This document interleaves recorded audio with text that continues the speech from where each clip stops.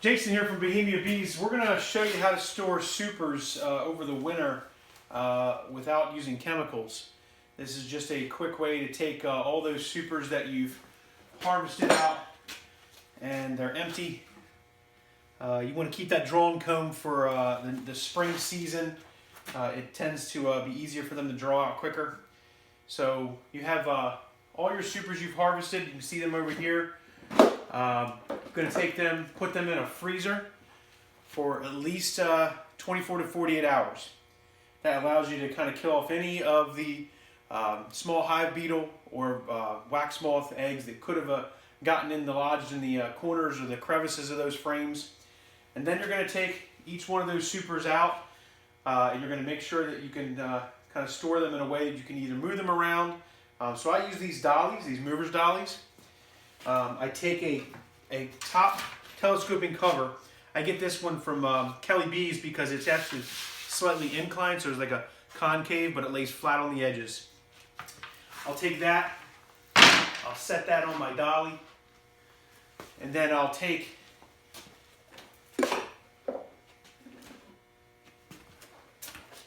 this is called a moving screen. Okay, so this moving screen is just really a frame with a small tiny screen on it, and it allows for air ventilation.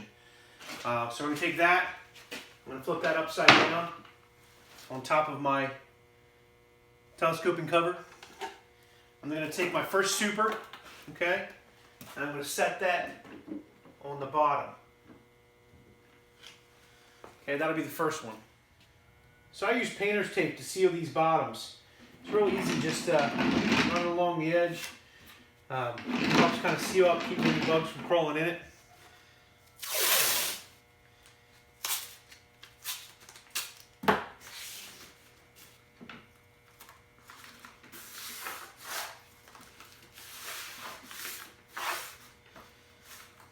That bottom cover allows any of the remaining honey that may drip down to drip down in that bottom pan. I'm going to take my next super, I'm going to center it up on top.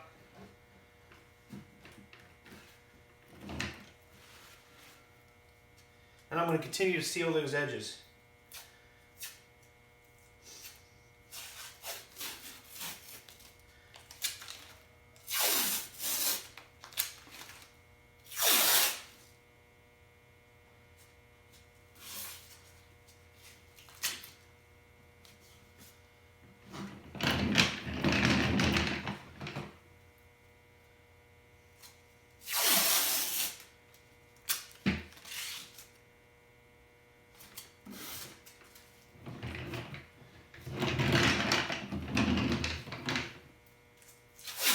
Dolly makes it real easy to work with the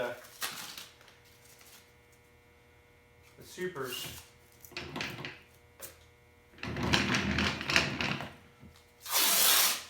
Because it will get heavier as I start to stack them. I'll continue this process all the way up with my stack of supers.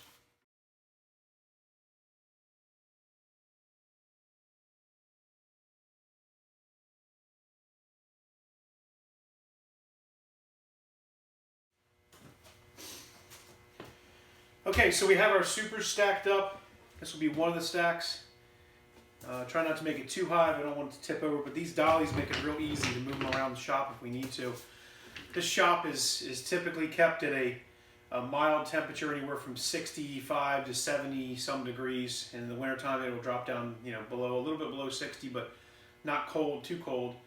That keeps it, protects the actual combs from fermenting if there's any raw honey in there, or any honey that's not been nectar that's not been turned into honey. So we'll keep the airflow going. We'll top it off with, again, another one of these moving screens, and that again keeps the pests out. And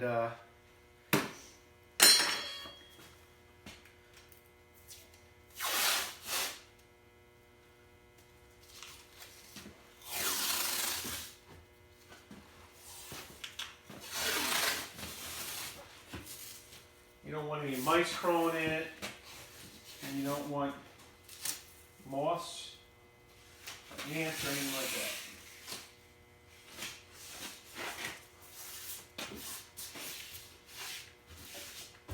There we go. The last thing I typically like to do, I get these robbing nets. Okay, you can get them from Man Lake and a few other places.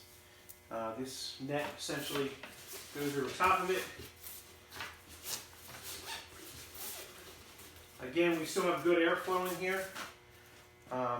Once you have that net over it, you pull it tight. At the bottom, tuck your string up.